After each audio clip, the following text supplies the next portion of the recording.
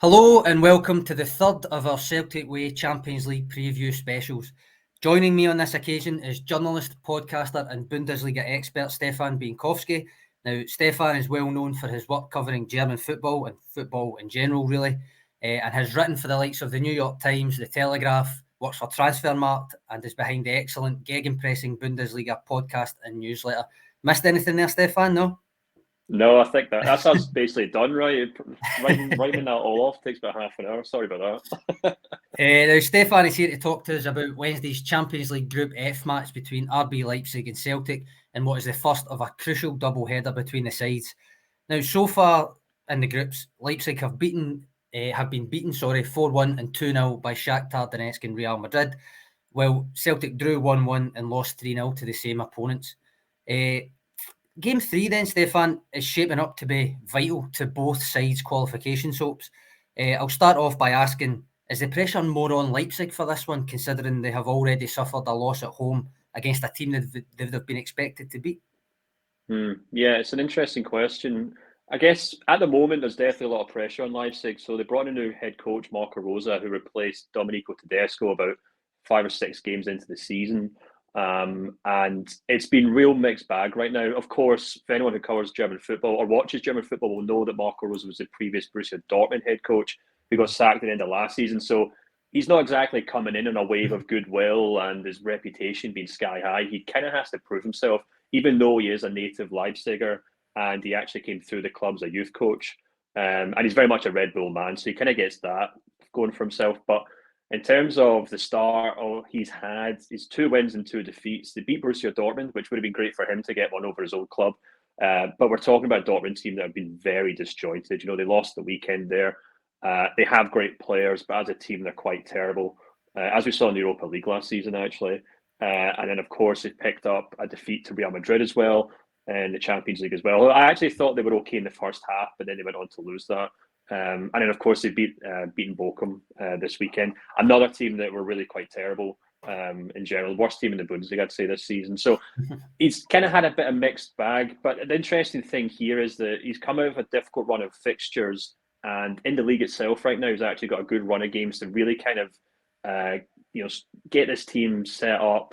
Obviously, they've had that international break to kind of gather his thoughts. And it was so hectic that to the extent I was told by someone at the club that when he did come in, he was almost too scared to kind of change the tactics, change the formation, just because he thought we just don't have time to really implement what I want to do. So that's kind of why there hasn't been a huge turnover of players or tactics since Rosa came in. But in terms of pressure, there's definitely pressure on him to kind of get things back on track in the Bundesliga, which is what the Bochum result will help with. But I'm not entirely sure there's a huge amount of expectation to really turn this Champions League group around. It was a difficult group to begin with. I think Shakhtar really surprised quite a lot of people with how good they actually are. Of course, no one really expects them to be at Real Madrid, the European champions. But this kind of double header with Celtic is kind of it's weirdly kind of placed between an easy run, not an easy run, but a more comfortable run in the Bundesliga. So it might contrast quite well with them maybe getting back on track domestically, but still showing quite a lot of struggles in the European campaign, because I think we're probably going to have 2 teams who could very easily kind of go toe-to-toe with one another. I had a wee look at their home record because I was intrigued. Obviously, Domenico Tedesco got sacked after what was a really poor run. But I was intrigued because when I was looking at their home record, it's not actually that bad. It's actually really good, because in the last year, I think I'm right in saying Shakhtar aside, I should point out, Shakhtar aside, the only teams to beat Leipzig at home this year are Bayern Munich, Liverpool and Union Berlin. Now, obviously, I think it's worth pointing out, because at first I went Union Berlin. They don't actually stick out as much of a sore thumb as what maybe neutrals would maybe presume, do they, Stefan? Because they're top of the Bundesliga just now, and they finished just 1 point behind Leipzig last year. So Leipzig is still, despite the run that they were on and changing managers, it's still a proposition, isn't it? Oh, yeah, absolutely. And, even though RB Leipzig don't really have this reputation of being a traditional club in Germany, they're quite loathed, actually, for the manner in which they have come about. It's easy to forget that Leipzig itself is still a very big city. It's a very traditional city. And they do have 50,000 die-hard fans that go to that stadium every weekend. I'm sure if any Celtic fans go into the game, they'll have a great time. It's a beautiful city. And, the stadium itself is really impressive too. So It's not like we're talking about maybe like a Monaco or one of these teams that are kind of artificially funded but don't really have any fans. Leipzig do have fans, and they do benefit from having that support at home. Of course, as well as that, there's like more kind of maybe more direct factors, like they're far more comfortable playing on that pitch, which offers a lot more space. The players are far more comfortable on it as well. And I think another thing as well is that they probably, and this is maybe something we can go on to talk about in terms of the weaknesses, at home, they're more used to being the dominant side. Whereas, especially in the Bundesliga, when they go away from home, a lot of teams do kind of throw themselves at them. This is kind of almost like a critique I have of the Bundesliga, where even the smaller teams just go gung-ho, and it's why the likes of Bayern Munich can usually pick them off. But Leipzig, who are in this kind of transition at the moment, have struggled in that regard, because when they do go these away games against teams they should be beating, they don't get the recognition, or they don't get the hope of being the big team who get to kind of sit on the halfway line and kind of assault the opposing team. That kind of leads us on nicely, I suppose. So tell us a wee bit about the way that Leipzig will play then, or where they play, what way they play in general. Sorry, what shape they're likely to set up in, what kind of style they look to implement on Celtic, that kind of thing. Yeah, so it's basically a typical 4-3-3, which sometimes can kind of change to like a 3-5-2, depending on who's playing fullback, which is a whole other discussion at the moment. It's where the kind of biggest turmoil has been in the team this season. And I think that probably the key thing to bear in mind for Celtic fans is that midfield trio is more of a kind of hard-working, ball-carrying, as we would say, like a water-carrying players, like Hidara, Konrad Laimer, so many other players on that team as well. They're certainly not untechnical players, but it's basically like a trio of box-to-box players, really. And that's because Leipzig are very, very direct side. They've got great pace up front. They've got a whole array of attacking players that kind of come and go in that team. And they've also kind of got, in my opinion, are one of the best kind of young central defenders in the world at the minute, in Josko Guardiol, who really does quite enjoy kind of playing this kind of playmaking or kind of quarterback role in that defence. So from Celtic fans are wondering what kind of team they're going to be coming up against, it's a strong pressing side, but they're also a team that will quite happily lob that ball right over the midfield and see if they can kind of catch Celtic's high line. I noticed, well, when I saw them last year, I know it's a different manager now, they kind of play three at the back a lot. This was usually in Europe. I was watching them. It seems to be four from what I've kind of dug into again this season. You mentioned it there, they press intensely in general. They did that against Shakhtar, but when I was watching the Real Madrid game back, not so much. But then, is it probably fair to say that that's more to do with how hard it is to press Real as opposed to the opposition's intent to do so? I think Celtic found that out already. You probably agree.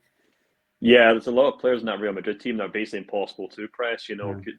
Benzema, Luka Modric just can't get the ball off the guy. The kind of switch between the back three and the back four is also down to personnel. So perhaps a good example of this is Simikan, who was actually brought in as a young central defender. He's found himself often playing as a right back in this team, just because those options at right back just aren't great. They've sold on a few players. They've still got Benjamin Henrichs, who, in my opinion, is a perfectly good Bundesliga player, but he's not really a star player. On the left wing as well, they got rid of Angelino. Kind of a weird move, in my opinion. It kind of means that they've sometimes had to almost be like, right, well, we don't actually have good fullbacks. Simikan, you go out there. Halsenberg, you go out left. And instead of having this back three, what they've tended to do now is stick with a back two in terms of two central defenders, and then they'll have maybe two holding midfielders. And most notably, Kevin Campbell, who can often play as a six in that team. So yeah, that's usually how they've kind of set. They have gone back three, especially when Julian Nagelsmann was at the club. But I'd say against Celtic, it's most likely going to be a back four, I'd say. My audio went there, I think, for a wee while. I couldn't hear you. I don't know if you could hear me or not anyway, but caught the tail end of that one. Along similar lines, I suppose, and you kind of touched on this at the start when you were talking about Marco Rosa's appointment. Would you say it would be it's fundamental changes already, or is it more subtle ones, given that you mentioned he was kind of scared initially to change too much? Yeah, there haven't been a huge amount of changes. I mean, I think probably the biggest change for Leipzig this season is the kind of fullback positions, which I talked about there. David Raum hasn't really got going yet in that team. And he's really a player that even Germany would be really hoping kind of, gets his boots on and kind of cracks on before the World Cup. He's a big player for them. The big one's Timo Werner coming back to the club, I think, and this is a really interesting one because that wasn't really expected to happen. It seemed to me like a deal that was kind of rushed through in the summer when they realised he was available. And it's probably a deal that they would have rather have done 12 months down the line because they've got a player in Timo Werner who almost plays exactly like Christopher Nkunku. And more often than not, I mean, I know they did very well this weekend. They both got a couple of goals. But from what we've seen so far, they've kind of been stepping on each other's toes because they both like to play as kind of forward players who drift out left, almost like Thierry Henry used to do at Arsenal to an extent. If I can use what is now quite a dated reference, unfortunately. And so they are kind of dominating the same kind of area of the pitch, to kind of step on each other, and things weren't really working out. So I think Marco Rosa's biggest job right now is to try and fit Timo Werner into that team. It worked quite well against Bochum. They both seem to be kind of fitting in one alongside one another, but whether that's down to them kind of having this bond that works quite well, or it's just the fact that Bochum were and are quite atrocious, I guess we'll just have to wait and see for the Celtic game to see which one it is. You mentioned Christopher Nkunku there. He's making headlines at the moment with multiple reports suggesting he's agreed a deal to join Chelsea next summer. Is that likely to have any impact on the Leipzig squad for this game, do you reckon? Not in terms of personnel, but more in terms of mindset at all? I don't think so, to be honest with you, just because he signed a new contract in the summer, and it was very much considered to be one that said, look, you sign a new deal with us, we keep your value up as a player, and we'll make a gentleman's agreement that you can actually leave next summer for a set fee. Chelsea obviously caught wind of that. They've reportedly offered more money than this kind of unofficial release clause, and it looks like they've got their man. But everyone within Leipzig knows that Nkunku was going to move on eventually. I think it would have been better if they had sold him this summer, to be honest with you, brought Timo Werner in as a kind of de facto replacement and then just kind of got on with things. But I think Nkunku wanted to stick around so he was guaranteed game time ahead of the World Cup to get to that France squad. But no, there's no one really at Leipzig, I think, who was quite surprised to hear that Nkunku would be moving on. And if there's one thing Leipzig do have, it's just they've got this huge array of forward players. You mentioned Danny Olmo, who'll be injured for this game. A great, outstanding player, but one who's not really going to be missed to a large extent because they've got, like I said, Timo Werner, Chris Nkunku. There's Dominic Szoboszlai as well in there as well, who's proved to be quite hot and cold, but plays in the exact same position. And then, of course, in the summer window, they went ahead and signed Benjamin Sesto, who's an exciting young player from RB Salzburg, who is joining the club next summer. So, in a sense, Leipzig were kind of 2 steps ahead of this Nkunku story. Even though they aren't probably delighted that it's kind of broke now at this point in the season. 35 goals and 13 assists last term for Nkunku, I think I'm right in saying. 8 goals and an assist already this season. You mentioned a few names there. I would suggest Nkunku, based on those stats, sounds like the main danger man, but it sounds like they've got plenty. And I'm going to give you another opportunity to talk about the young defender you mentioned, Josko Gvardiol. With the express kind of question of, is he essentially the key to Leipzig playing through Celtic's attempts to press them? Yeah, it's going to be very interesting to see how Celtic do deal with this. Nkunku is undoubtedly their best player. He scores goals, he creates goals, but to be honest with you, if you can keep him quiet, I think there is a drop off in terms of the quality. Maybe not quality, but the performances. They've got guys like Emil Forsberg, Dominic Szoboszlai, Poulsen. These are all good players in their day, but they're nowhere near as consistent as Nkunku. And I certainly wouldn't put them in the category as kind of match winners for Leipzig at the moment. Timo Werner as well, even though he's getting goals, has kind of proved, again, as we saw at Chelsea, been very hot and cold. So you kind of, if you're Celtic and you're trying to figure out how you stop Nkunku, you probably kind of want to try and figure out a way to deal with the service. And I think Gvardiol probably is the man you want to kind of get in the way of for that. The issue for Celtic, of course, is if they try to press Gvardiol, if they try to press Leipzig in general, they're not afraid to just kind of lump the ball over the top. We saw that quite well actually against Bochum the weekend, where Werner and Nkunku were both playing almost as 2 number 9s just off the kind of shoulders of the last defender. So I think it'll be very difficult for Celtic to kind of stop Nkunku. I think they'd probably be better suited just trying to cut almost the play their own game game. Kind of thing. Yeah. Well, yeah, absolutely. You can certainly press that back line at Leipzig, and it's by no means infallible. And they're absolutely not as good defensively as they are attacking wise. So it might be a case of just being like, look, Kunku's probably going to have his chance. He's probably going to have score, but we're just going to have to score more. I think Ange Postecoglou might like that challenge, to be fair. A columnist of ours wrote a statistical analysis of Leipzig from a Celtic perspective and in context with the Champions League games so far, which obviously is a small sample size, but nonetheless to try and compare them. He characterised Leipzig as chaotic and aggressive. Is that, based on what you've said, is that something you'd agree with?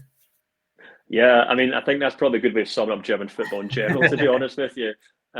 Which, yeah, I think that's probably a good way of putting it. I mean, you could be quite skeptical and say that that's simply down to the fact that at this moment in time, Leipzig are still kind of relying on star players to kind of pull them through games. Marco Rose is a very good coach. He did very well at Gladbach. He's very systematic in terms of like building tactical structures and the way teams play.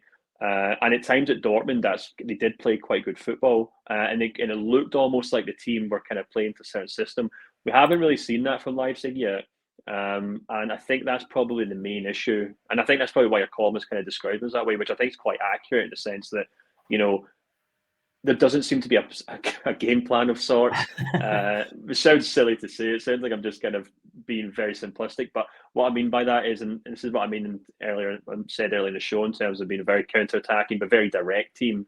It's almost like they're like, right, give Nkunku the ball, give Werner the ball, head over the top, and hope that these guys can kind of make up for our failings in defence to an extent. So, which is obviously something that Postecoglou and Celtic might hope to take advantage of because they're kind of the opposite, I guess you could say.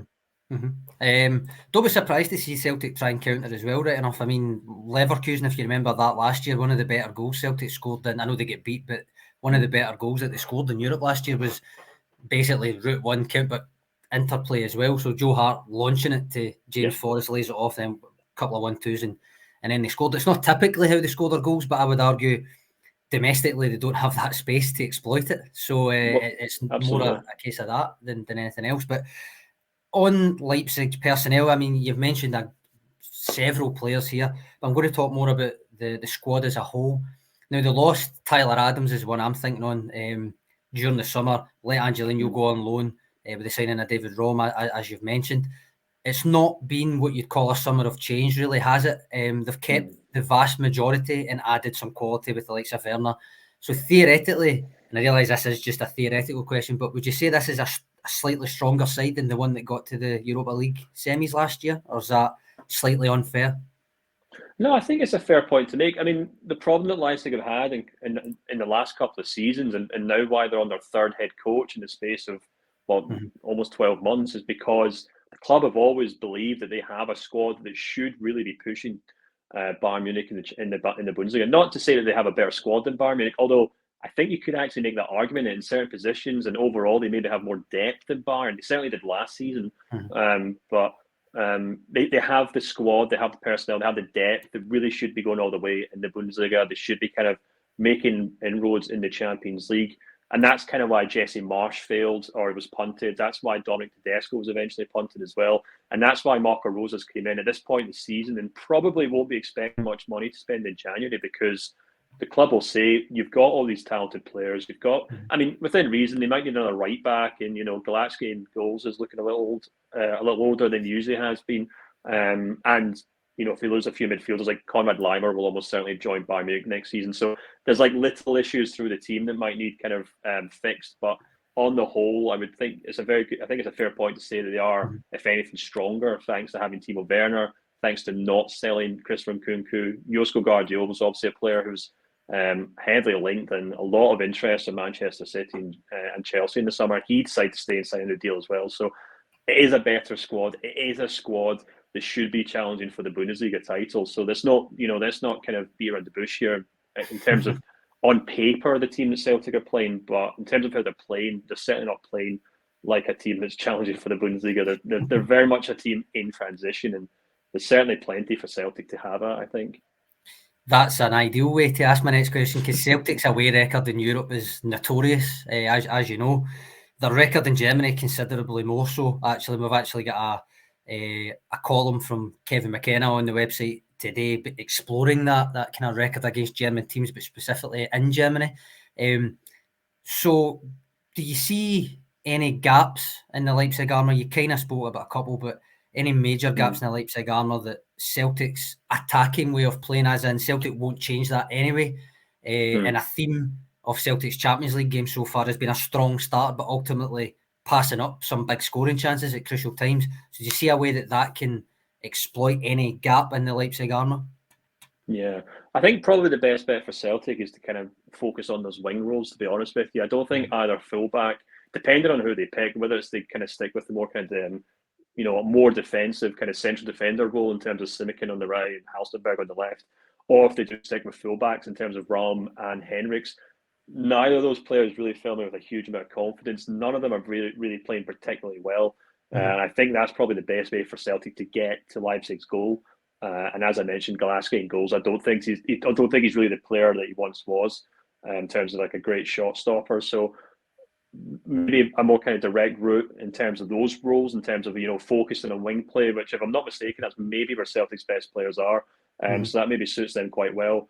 But I think overall, like I kind of said at the top of the show, in terms of the struggles they've had against Bundesliga sides, if Celtic do sit back, if they do show maybe too much respect and maybe try and play deep with the hope of going direct, might find themselves playing into Leipzig's hands there to an extent. And I honestly think they'd probably be better suited just kind of going toe-to-toe with Celtic, realising that there's a lot of danger that they're leaving behind them in terms of Nkunku and Timo Werner and a huge amount of pace as well.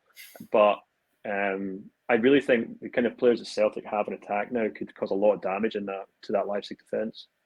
If they do go the four at the back, the fullbacks you mentioned there, what type of player tends to give them trouble? Because you've got numerous options that Ange Postecoglou could choose from. Jota will start regardless, whether it's right or left wing. He'll be there. He's obviously a trickster, but likes to go past you before getting it in the middle or before cutting in for a shot. But you've got Maeda, who is certainly not up to Jota standards technically, but is faster, more direct, will nip at people's heels. You get Leila Bada, assuming he plays because it's Jom Kippur. I'm not sure of his status. But if he plays, he is kind of a mixture of the both of them. Doesn't necessarily like to go past people the way that Jota goes past people. Likes to play 1-2s and still very direct. And then on top of that, Sead Haksabanovic, who's kind of a technical player as well. What would you expect to give them the most trouble? Just so I can try and get it in my predictive lineup. Pass it on to Ange.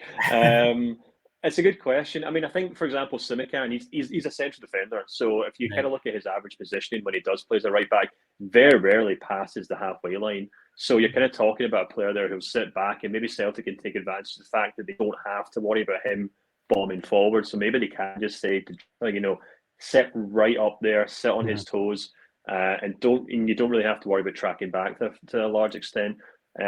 Willie Orban, who's probably going to be playing alongside Josko Guardiol's getting older in age, he's not nearly as quick as he once was. So there's definitely a way to kind of get in there behind there in terms of pace.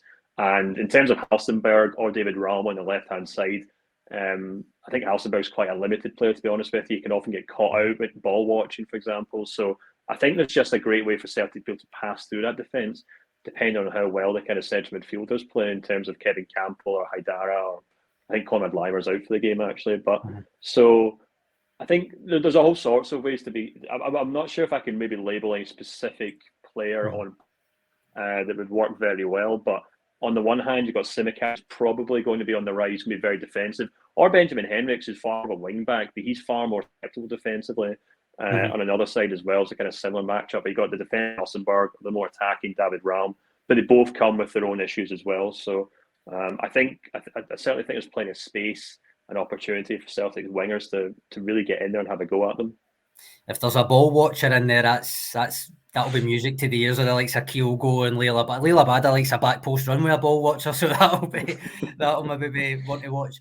And on that note, I mean, Leipzig do concede goals. I realise, again, this is with the caveat of the change in manager, but only 4 clean sheets from their 12 games and 23 conceded. I think I'm right in saying they've kept 2 of those clean sheets in the 2 wins under Marco Rosa, though, so I don't know how much we can read into that, but certainly from a Celtic perspective, you're looking at it and saying there will be chances, I think. Do you agree with that? Yeah, absolutely. I mean, if you want to kind of focus on those 2 wins that they had and the 2 clean sheets, if I'm not mistaken, Bochum and Borussia Dortmund. Yeah. Bochum, as I've said already, very limited team. But Borussia Dortmund are also quite a limited team in that regard too. It maybe seems hard to imagine because people have a reputation of Dortmund being this kind of freewheeling, gung-ho side historically. But this current Dortmund side have a lot of issues in attack. They've signed Anthony Modeste as a striker who hasn't really worked out. They're really struggling to find a playmaker in that team when Marco Reus isn't working out. And against Leipzig, they really struggled to even offer a huge amount in attack. And Leipzig were quite happy just to kind of sit back and pick them off. So in their 2 wins, in their 2 clean sheets, I would say they've come up against teams that don't have a huge amount going forward in attack. You turn that around and contrast that with Shakhtar, who obviously have that outstanding winger, the Ukrainian lad whose name I've continued to forget. And of course, there we go. Against Celtic as well. So yeah, well, he's quite something. Very, very, very close to joining Leverkusen actually in the summer. Mm-hmm. So could have saved Celtic and Leipzig a lot of bother actually. But and of course Real Madrid speak for themselves in terms of their attacking talent. Yeah. So I think by and large, when Leipzig come up against teams that do know how to attack, they do struggle to keep clean sheets and just keep goals out. And the interesting thing there is that Domenico Tedesco was brought in ahead of obviously Marco Rosa because his reputation in Germany was very much as a defensive stalwart kind of route, not really route one, but it was very much in terms of we're going to fix defense and then we'll work on everything else after that. And although he did have a lot of success in his first kind of half season at the club, even he couldn't really still get that working to the extent that he could keep his job. He obviously ended up losing his job. So still a lot of issues in that team. And I think they are very kind of front or top heavy side in that regard. Josko Guardiola is obviously an outstanding player. Simikin's a very interesting player potentially. David Raum's a very good player on paper. So, you could if this is a game of FIFA or Football Manager, then sure, they've got a great defense. But in real life, it's not really clicking. It's not really working. And the backup players, who some of them might end up playing against Celtic, are certainly not up to standard, I would say. Now, before we blow the full-time whistle on this preview, and with that last answer in mind, can I trouble you for a wee score prediction? Yeah, sure. So I think this is going to be quite a high-scoring game, and I've got absolutely no, what's the word? I've got no confidence that Leipzig will be able to dominate the match. So I'm going to go ahead and say 2-2 draw. Maybe it won't go so far as to say a Celtic win, but I don't think they'll have problems creating chances against Leipzig. I think Leipzig will obviously create chances too, especially at home. But a 2-2 draw would not surprise me at all. You've lit up a lot of people's faces, I bet you there. Right, well, we shall call time on it there, I think. But before we do, can I just remind all of you that are watching to check out the website, www.celticway.co.uk/subscribe to take advantage of our latest subscription deal. And of course, thank you to our guest, Stefan, for your insight. And where's best to get you, Stefan? Twitter and the Gegenpressing podcast and newsletter, yep. Yeah, I also started a YouTube channel as well, so people can maybe have a look at that as well. Might be able to see that underneath if you watch on YouTube. Yes, but I'll put it in the description. Yep. Yeah, and that's the Gegenpressing newsletter behind me. Behind you, I can see. Yep. That might possibly. I couldn't possibly comment, but yeah.